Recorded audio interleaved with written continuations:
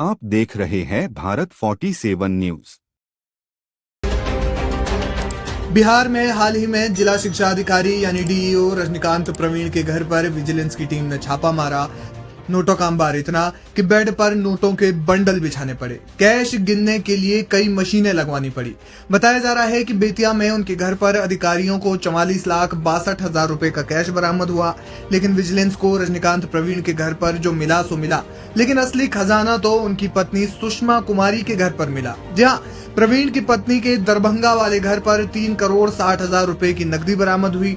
इसके अलावा कुछ अन्य जरूरी दस्तावेज भी विजिलेंस की टीम ने बरामद किए हैं। विजिलेंस ने छापेमारी विशेष निगरानी इकाई की जानकारी के आधार पर की। इस मामले में विशेष निगरानी इकाई के अतिरिक्त महानिदेशक यानी कि एडीजी गुरुवार को हुई तलाशी के दौरान रजनीकांत प्रवीण से जुड़े 2 जगहों से 3,55,00,000 की नकदी बरामद की गई है।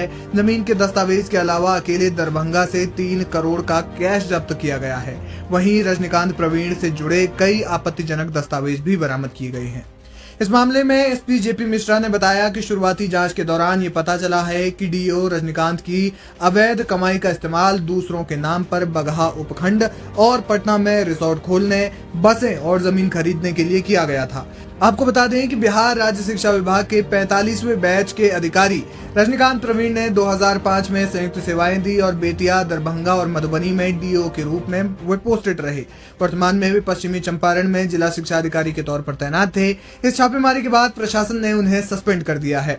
बताया जा रहा है कि उनके बेतिया, समस्तीपुर, मधुबनी, दरभंगा और मुजफ्फरपुर के ठिकानों पर छापेमारी हुई, जिसमें भारी मात्रा में कैश बरामद हुआ। इसके अलावा तमाम दस्तावेज भी जांच अधिकारियों ने जब्त किए हैं। बताया जा रहा है कि डीओ प्रवीण पर वित्तीय अनियमितताओं से और अवैध संपत्ति के मामलों में तमाम शिकायतें दर्ज थी, जिसके बाद खुफिया जानकारी के आधार पर विजिलेंस की टीम ने छापेमारी की। जिस समय विजिलेंस की टीम छापेमारी कर रही थी उस समय प्रवीण पूजा कर रहे थे।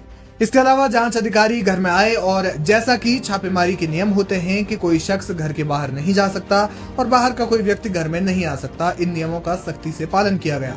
आपको बता दें कि रजनीकांत प्रवीण नालंदा के रहने वाले हैं और 3 साल से बेतिया में तैनात थे।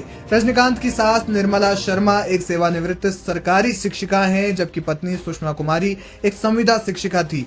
अधिकारियों ने बताया कि उन्होंने अपनी सेवाएं छोड़ दी थी और वर्तमान में दरभंगा के ओपन माइंड बिरला स्कूल के निदेशक और सहमालकिन के रूप में कार्य कर रही थी। अब रजनीकांत प्रवीण के घर पर इतनी बड़ी छापेमारी के बाद तमाम सवाल उठने लगे हैं। बताया जा रहा है कि प्रवीण से भी इस संबंध में पूछताछ की जा रही है। मामले में आप देख रहे हैं भारत 47 न्यूज।